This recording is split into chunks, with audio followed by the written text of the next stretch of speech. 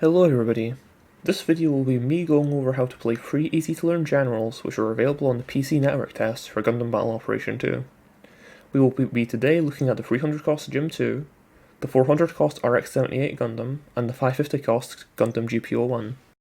These are all conventional melee generals which focus on supporting their allies rather than doing a lot of damage on their own. They excel at fighting raid units, but are weak against support units. Their role is basically to act as a bodyguard for the rest of the team by setting up opportunities for them and destroying the raid before it can reach the team's support. By learning to play these first, you will then be able to move on to more advanced suits with a solid foundation in place. The Gym 2 is a 300 cost general which doesn't excel in any particular area, but it isn't weak in any area either. It has nice mobility, reliable stuns, and an easy to learn melee pattern. On this network test it only has access to a beam rifle and bazooka for primary weapon choices, but it can also choose to use a powerful harpoon gun on the live game if you so choose. The beam rifle has fast bullet speed, good leg damage, and can choose to overheat on purpose for a quick stun in a pinch.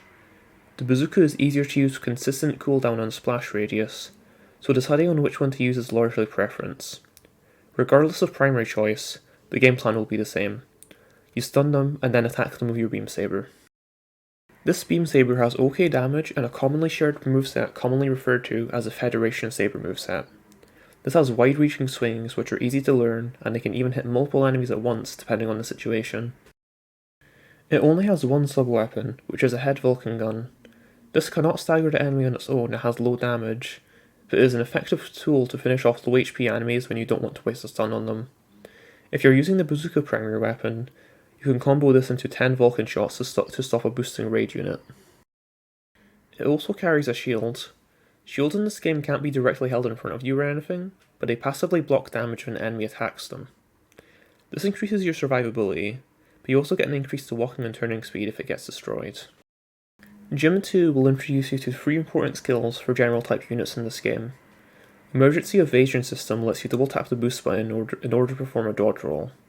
This grants you iframes and lets you avoid taking further combo damage from something like an incoming melee or shooting combo. Melee Combo Controller lets you perform 2 swings with your beam saber. This way you can combo a normal swing into a back directional swing for extra damage and easier confirms. High Performance Balancers allows you to attack straight away with melee after boosting. Now we are going to be moving on to a short commentated gameplay section of me in the Gym 2.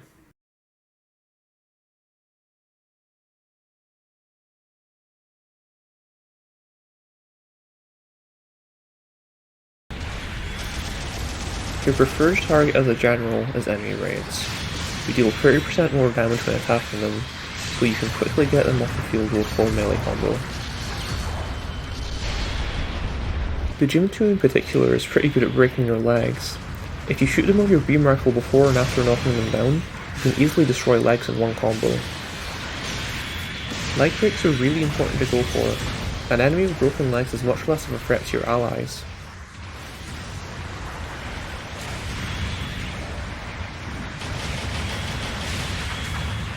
If you're fighting another general, or a suit with a dodge roll, the best strategy to fight them is a stun followed up immediately by a downswing.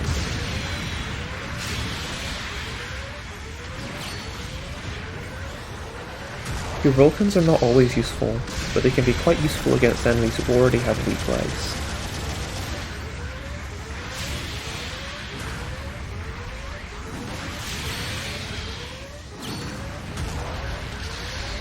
Like I said earlier, in some cases you could overheat your beam rifle for a stun in a pinch. You will learn yourself the best times to do this, but in situations like this it can be very useful.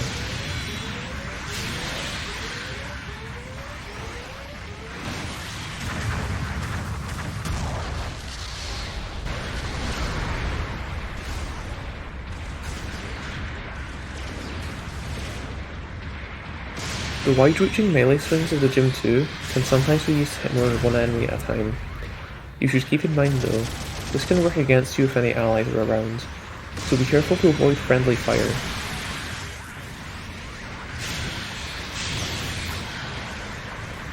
You should also remember to stick with your team. They were able to save me from taking more damage here by finishing off the raid. Cooperation as a team is key to success. If 2 or 3 people are shooting at an enemy at once, then it won't take too long to finish them off.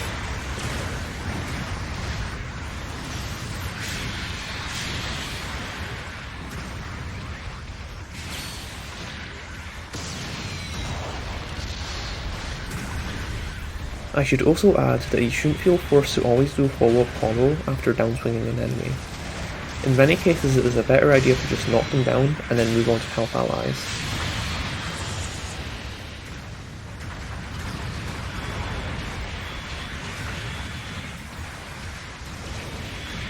Thanks to the low cooldown of the beam rifle, you can use this to basically chain knockdown combos one after the other. Remember that an enemy isn't a threat to your allies while they are on the ground.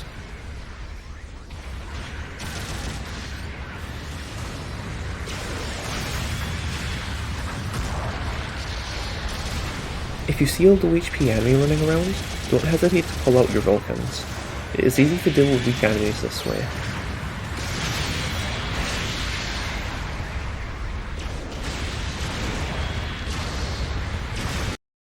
The RX-78 Gundam has a pretty similar loadout to the Gym 2, so it shouldn't be too difficult to learn or anything. You can basically see it as a 400 cost upgrade to the Gym 2 in terms of playstyle and usage. It can also choose between a bazooka or beam rifle for primary weapons, but this beam rifle can choose between non-stunning uncharged shots or stunning charged shots, so it will introduce you to that type of weapon if you use it. Its beam rifle has high damage and low heat rate while uncharged, but cannot stagger the enemy. It instead needs to focus it by holding down the fire button if you want to stun. This gives you extra versatility, such as using uncharged shots for mid-range damage, or using the charged shots to give you an opening for melee. You can of course just take the bazooka instead if you would rather just have a reliable stun option. This beam saber has the exact same moveset as the Gym 2, though it has higher damage to account for the cost being higher. It also has what is known as high melee priority. This lets you bypass the clash system if your swing collides with that of a general standard medium priority, instead swinging through to them and dealing melee damage. It has a Vulcan gun for a sub-weapon just like the Gym 2, but the damage is lower. You're going to use this in basically the same way, just to finish off low HP enemies or to stun a boosting raid by comboing of your bazooka. It carries the same shield as the Gym 2 for extra survivability as well, so it grants the same boost in mobility if broken. It has basically the same skills as the Gym 2, so I won't be going over them again here. With that out of the way, we will be again moving on to a section of commentated gameplay.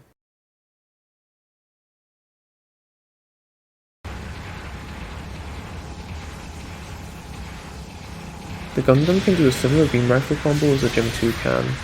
This is less punishing because of the low overheat time on the Gundam beam rifle, so be sure to use it a lot.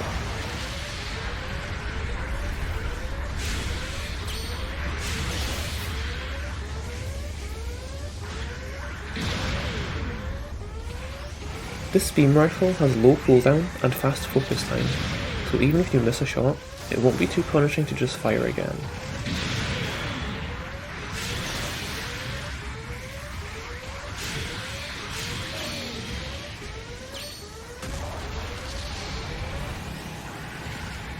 If you are fighting a support as a general type, and your team's raid isn't around to deal with it, then it is best to just go for a knockdown combo and move on.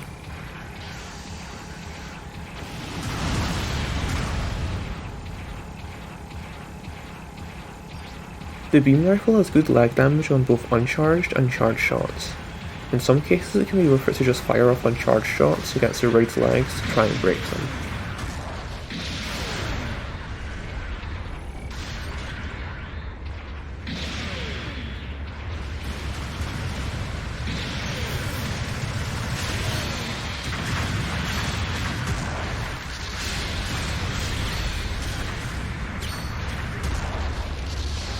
Guy in this upcoming fight was a little laggy, but you can probably get the idea anyway.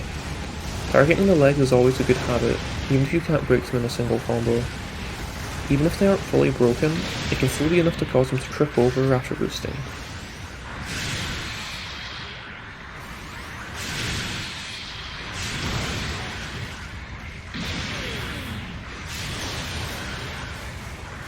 If they are unable to boost without tripping over, then they effectively can't go for melee combos onto yourself or your team.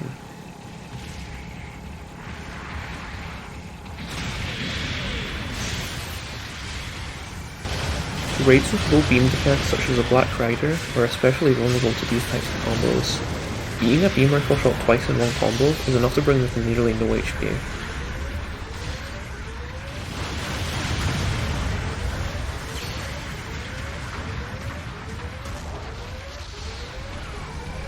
This is a skill acquired with practice, but you can often angle your melee swings around their shields, or to target legs.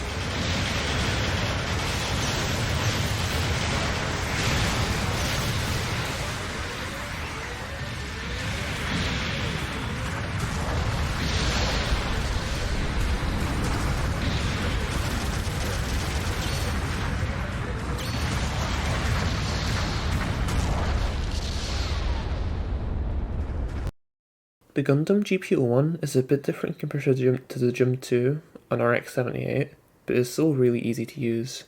It will introduce you to concepts such as combos with stun accumulation, and mobility skills common for higher cost mobile suits. It doesn't have many glaring weaknesses for 550 cost, other than the boosting speed being a little low, and its shooting output being limited to short range, but it is a real monster if you can stay at that close range. It is quite a nimble suit to control as well. Its primary weapon is a beam rifle. This differs a little bit from the rifles found on the Gym 2 and RX-78. It is ammo based like a bazooka with cooldown, but doesn't need to charge to stun like the RX-78 does. The damage is high and the cooldown is low, so it's pretty easy to use this in close range before using your powerful melee combos. It has a beam saber like the previous two suits in this video, but the melee moves is quite different. It shares the same high melee priority as the RX-78, but the moveset has a different neutral swing and a 2-part downswing. This downswing has a very fast startup, so it's very easy to go from a stun to a knockdown. By spreading this around, you can easily create an advantage for your team. It has a Vulcan gun, but it is much stronger than on the previously mentioned suits. This one has high DPS which can melt through raids. It can also stagger the enemy in 17 hits. You can first use this for two different purposes: to stagger the enemy before melee, or for its high DPS to deal decent mid-range damage. It also gets a shield, but it has more HP than the Gym 2 and RX-78 shield. It grants the same buff to mobility once broken. GP01 gets 3 new skills that I would like to mention here.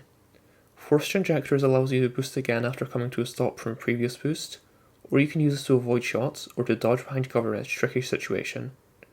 Flight Control allows you to boost while falling midair, potentially allowing you to catch enemies unaware, or to more easily reach an advantageous position. It has a dodge roll like the Gym 2 and RX-78, but this one is level 2. This allows you to dodge roll twice as long as you have full thrusters already. We will be now moving on to the final commentated gameplay section of this video.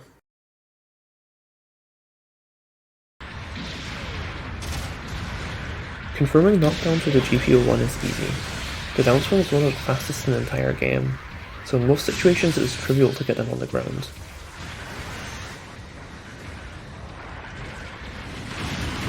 The Vulcans stunning so quickly also makes it easy to get close. After stunning them into Vulcans, you can combo into your beam rifle for another stun. Going to melee after that is best. You should always be on the lookout for enemies trying to melee your allies. If you can interrupt them from doing that, then your allies will certainly be grateful.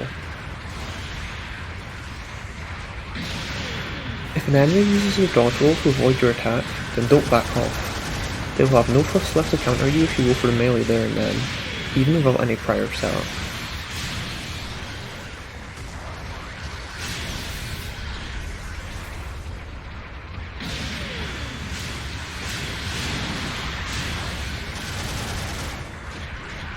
Approaching an enemy with your beam saber out can also be effective.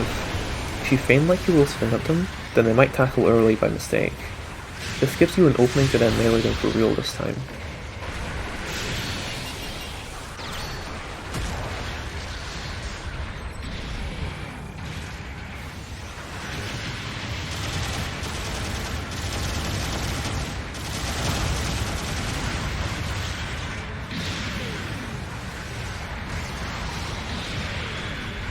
One thing to keep in mind with GP01 is that your potential for follow-up damage is limited, so this should encourage you to just go for the knockdown and then swap targets afterwards.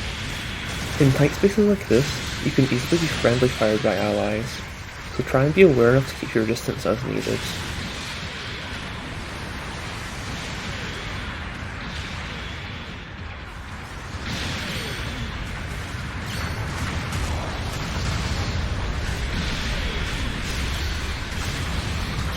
Unlike the beam rifle, which can sometimes be reloading, you are practically always going to have the Vulcans available as a stun option, so try and remember that you have them.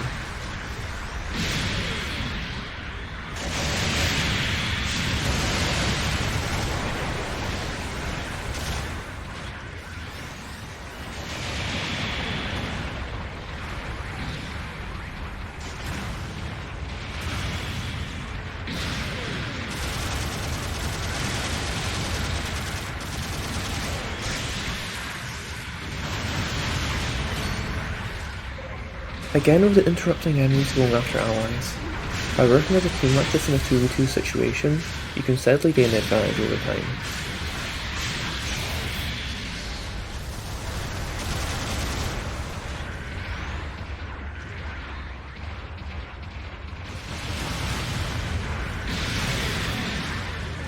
It cannot be understated how powerful having a numbers advantage is in this game. Sticking with another ally to work as a unit is the key to success. Thanks for watching until the end. I hope that the information within this video will be helpful for you to improve at GBO2, regardless of if you're playing on PC or console. There are many different types of generals in this game. Some are good at melee, some good at shooting, and others can do a little bit of both. But by learning how to play the basic melee focused generals, you can then move on to learn other more complicated ones easily. I only looked at 3 suits in this video, but you'll probably be able to tell pretty quickly that many generals in this game share a similar loadout. So once you have learned one, you can pretty confidently play another. Don't feel afraid to experiment and try out suits other than the ones I mentioned in this video. I'll be seeing you all next time.